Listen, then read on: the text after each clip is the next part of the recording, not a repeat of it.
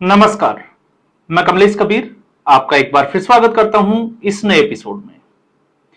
आज के इस एपिसोड में चूंकि 2 बजने वाले हैं और चुनाव परिणामों पर पूरे देश की नजर है, तो इस वीडियो में हम बात करने वाले हैं तमिलनाडु की। तमिलनाडु में बड़ा उलटफेर, और इस तमिलनाडु की जो एग्जिट पोल थे उससे लगातार हम बचने का प्रयास कर रहे थे, क्योंकि तमिलनाडु में आपने देखा होगा, इससे पहले हमने पश्चिम बंगाल पे बात की, आसाम पे बात की, केरलम पे बात की, लेकिन तमिलनाडु पर एक्टर विजय की जो पार्टी बनी टीवी के, उसको लेकर सस्पेंस बना हुआ था। तो एक धारणा यह थी कि शायद इसका हश्र जो है वो प्रशांत किशोर की तरफ होगा, लेकिन प्रशांत किशोर और एक्टर विजय में फर्क था। उसकी भी हमने एक बार जो है वो महीने भर पहले चर्चा की थी। तो अभी अगर आज आप देखोगे तो रुझान जो चल रहे हैं इस वक्त तक, तो 234 विधानसभा सीटों वाले तमिलनाडु में 117 सीट बहुमत के लिए, या हम कहें कि 118 सीट चाहिए, और लगभग विजय की जो पार्टी है टीवी के, वो 105 से 110 के बीच में ट्रेंड कर रही है, लगातार रुझानों में आगे बनी हुई है। डीएमके तीसरे नंबर की पार्टी है। तो डीएमके का तो कहना क्या, क्योंकि हम पहले ही बात कर चुके हैं कि जिसने राहुल गांधी से हाथ मिलाया वो आलू से सोना नहीं, वो एक तरीके से राजनीति से गायब हो गया। तो यह स्थिति तमिलनाडु में अभी बनी हुई है। दूसरा, 2024 के बाद से, क्योंकि लगातार अगर हम इस पे राजनीतिक तौर पर पार्टियों के चुनाव परिणामों पर राज्य दर राज्य अगर नजर डालते हैं, तो एक पैटर्न जो समझ में आया है वो है कि 2024 के बाद से हिंदू सनातन जो है वो जागृत हुआ है। पहले यह बटा हुआ था। मुस्लिम वोट का जो पैटर्न है आज भी वह वही नजर आता है जो पैटर्न है। पश्चिम बंगाल आप देखिए, पश्चिम बंगाल से आप इस पैटर्न को आसानी से समझ सकते हैं। आप इसको जम्मू कश्मीर से आसानी से समझ सकते हैं।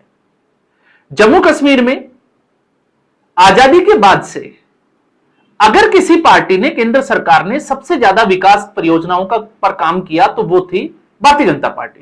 2014 के बाद से 370 को हटाना, रेलवे पुल बनाना, और भी तमाम तरीके की जो है वो डैम बनाना, तमाम तरीके की परियोजनाओं पर काम किया। और उसमें सबसे बड़ी अगर आप सफलता देखोगे तो आतंकवादी घटनाएं कम हुई, और साथ में पत्थरबाजी की जो घटनाएं थी उनको लगभग जो है वो 2023 के बाद खत्म ही कर दिया। सुप्रीम कोर्ट के इंटरवीन करने से, या हम कहें कि सीधे तौर पर हस्तक्षेप से, क्योंकि केंद्र सरकार चाहती थी कि कुछ और समय मिले ताकि हालात सामान्य हो, लेकिन सुप्रीम कोर्ट ने एक फैसला दिया और उसके बाद चुनाव आयोग को चुनाव कराना ही पड़ा। हालांकि चुनावी हिंसा नहीं हुई, लेकिन चुनाव परिणाम यह दिखाता है कि मुस्लिम वोटर का ना उनको विकास से मतलब है, ना किसी चीज से मतलब है। उनको सिर्फ एक ही चीज से मतलब है, और वो है कि कौन सी पार्टी भारतीय जनता पार्टी को हरा सकती है। तो कश्मीर का विधानसभा चुनाव, उसके बाद अगर आप देखोगे तो ये अभी जो है वो पश्चिम बंगाल का, जहां पर जो मतदाता है मुस्लिम मतदाता, उन्होंने एआईएमआईएम असदुद्दीन ओवैसी को स्वीकार करने से इनकार कर दिया। यानी कि हम कह सकते हैं कि वो ममता बनर्जी के साथ अभी भी रुके हुए हैं। तो मुस्लिम वोटर जो है वो अपने पैटर्न को बदल नहीं रहा, लेकिन पैटर्न को बदल कौन रहा है? वो बदल रहा है हिंदू और सनातनी जो वोटर है, वो बदल रहा है, और वो लगातार जो हार्ड हिंदुत्व की बात कर रहा है उस पार्टी के साथ वो खड़ा दिखाई दे रहा है, मतलब बट नहीं रहा। तो तमिलनाडु में एक तरफ जहां उदयनिधि स्टालिन और एमके स्टालिन पिछले कुछ समय से अगर आप देखोगे तो जी भरकर जो है वो सनातन को गालियां दे रहे थे।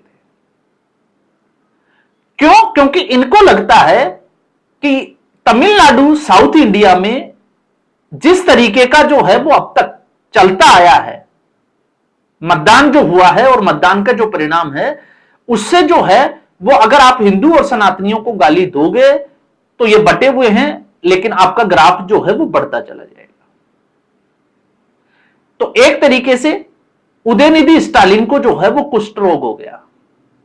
आज एमके स्टालिन और उदयनिधि स्टालिन जो है वो एक कमरे में बंद होकर विचार कर रहे होंगे कि उन्होंने क्या गलतियां की है। और नहीं भी कर रहे होंगे तो आगे जो है वो करेंगे।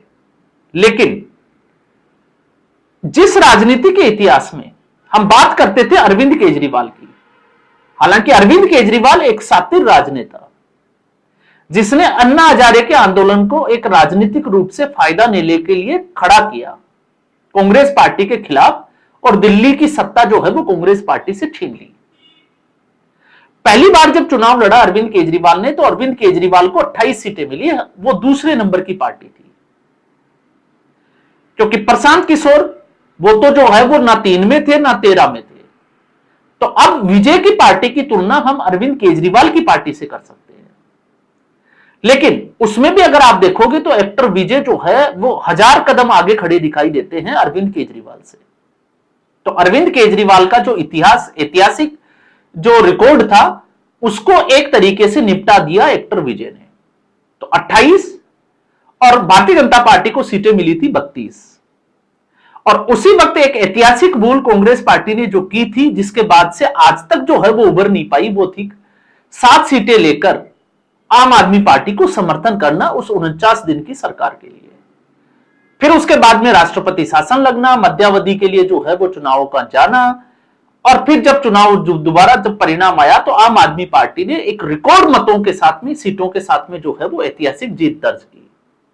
तो बहुत कम समय में बहुत लंबा सफर, या हम कहें कि बहुत बड़ा सफर तय किया अरविंद केजरीवाल ने, वो मुख्यमंत्री बन गए। अब ऐसी सूरत में आप एक्टर विजय की जब देखते हो तो एक्टर विजय तमिलनाडु में अरविंद केजरीवाल के उस रिकॉर्ड को ध्वस्त करते हुए पहले नंबर की पार्टी है, और उसके आसपास भी दिखाई नहीं देते ना डीएमके ना एआईडीएमके। और जहां स्थिति की हम बात करते हैं, क्योंकि एक्टर विजय को अगर समझना है तो आपको समझना पड़ेगा इससे पहले 2 एक्टर आपको पता ही होगा, जयललिता और दूसरे जो है वो एक और एक्टर थे जो राजनीति में आए और मुख्यमंत्री भी बने। और उसके बाद में अगर आप देखोगे तो 2016 में या 2017 की आप बात कर सकते हो, जब रजनीकांत ने आरएमएम जो पार्टी थी उसकी घोषणा की। लेकिन उसके बाद वो राष्ट्रवाद पे बात करने लगे, अध्यात्म पे बात करने लगे, और फिर अचानक से उन्होंने राजनीति से जो है वो यू टर्न ले लिया। तो रजनीकांत राजनीति में स्टेबल हो ही नहीं पाए। उसके बाद 2018 में आरएनएम, आप याद करिए, कमल हसन, उनको लगा कि राजनीति में आना चाहिए, लेकिन ठीक उसी तरीके से जिस तरीके से रजनीकांत जो है वो यू टर्न मार गए, कमल हसन यू टर्न तो नहीं कर सकते लेकिन वो राजनीति में चले ही नहीं। तो इससे पहले रजनीकांत जैसे सुपरस्टार और कमल हसन जैसे सुपरस्टार जो है वो एक तरीके से राजनीति में अपने हाथ आजमा चुके थे। अब बारी थी एक्टर विजय की। तो एक्टर विजय ने 2 साल पहले ही जो है वो पार्टी रजिस्टर करवाई थी 2024 में, और यही एक वक्त था जब उन्होंने एक तरीके से एक्टिंग से संन्यास की घोषणा की थी। और उसके बाद में जन नायकम जो मूवी थी जिसके टाइटल को लेकर एक विवाद छिड़ गया था। तो इस 2 साल के सफर में आप देखिए कि विजय जो है वो कहां से कहां पहुंच गए, और उस विजय ने जिस तरीके से आप देखिए, और महत्वपूर्ण क्या था इसमें, एक तो फैन फॉलोइंग, दूसरा जिस तरीके से विजय की रैली में भगदड़ मची और उससे कुछ लोगों की मौत हुई, उसके बाद से आप एक्टर विजय की रैलियों को, उनके भाषण को अगर आप देखोगे तो बिल्कुल संतुलित और मर्यादा में रहकर एक्टर विजय जो है वो आगे बढ़ते रहे।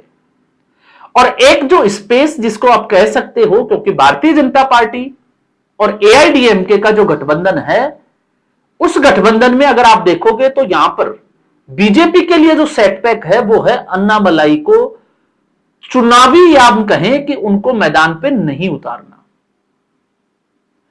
अब कारण था भारतीय जनता पार्टी उसको किस तरीके से मास्टर स्ट्रोक मान रही थी, क्योंकि एआईडीएमके के कहने के हिसाब से अगर आप देखोगे तो लगता है कि एआईडीएमके के प्रभाव की वजह से भारतीय जनता पार्टी ने इस तरीके का फैसला लिया। लेकिन अन्नामलाई के आप ये कह सकते हैं आज के रुझानों को, चुनाव परिणाम को देखते हुए, कि अन्नामलाई को दूर करना इस तरीके से भारतीय जनता पार्टी को और इस गठबंधन को महंगा पड़ा। और उसकी भरपाई अगर आप देखोगे तो एक्टर विजय साफ तौर से करते हुए दिखाई देते हैं। फिर चाहे वो लड़कियों के लिए शादी में जो है वो सोने की बात करना, सोने की अंगूठी जो है वो लड़कियों को देना जन्म होने पर, ये कुछ घोषणाएं इस तरीके से जो एक तरीके से जो है वो महिलाओं को अपनी तरफ साथ लेने में एक्टर विजय जो है वो कामयाब होते हुए दिखाई दिए। तो एक लग रहा था कि एक्टर विजय जो है वो किंग मेकर की भूमिका में होंगे, लेकिन शायद ये किसी ने भी सोचा हो एक दो को छोड़कर कि एक्टर विजय खुद ही जो है वो इस चुनाव परिणाम के किंग होंगे। तो यह चुनाव परिणाम दिखाता है कि किस तरीके से एक्टर विजय ने अरविंद केजरीवाल की उस राजनीति के ऊपर मिट्टी पलीत कर दी, या मिट्टी की जो है वो लिपापोती कर दी, जिसमें वो एक रिकॉर्ड या एक इतिहास में जो है वो अपना नाम दर्ज करा के आए थे। बहुत कम समय में 2 साल में एक पार्टी जो है वो बनाना और मुख्यमंत्री की कुर्सी तक जो कि लगभग दिखाई दे रहा है वहां तक जाना, आप समझ सकते हैं कि राजनीतिक तौर पर भारतीय राजनीति में कितने बड़े बदलाव की तरफ जो है वो ये राजनीति जा रही है। तो यह है तमिलनाडु में एक्टर विजय की भूमिका। तो इस एपिसोड में बस इतना ही। इसके बाद हम और भी जो है वो कई चीजें हैं जिनके ऊपर विश्लेषण करेंगे एक बार चुनाव परिणाम आने के बाद में। धन्यवाद।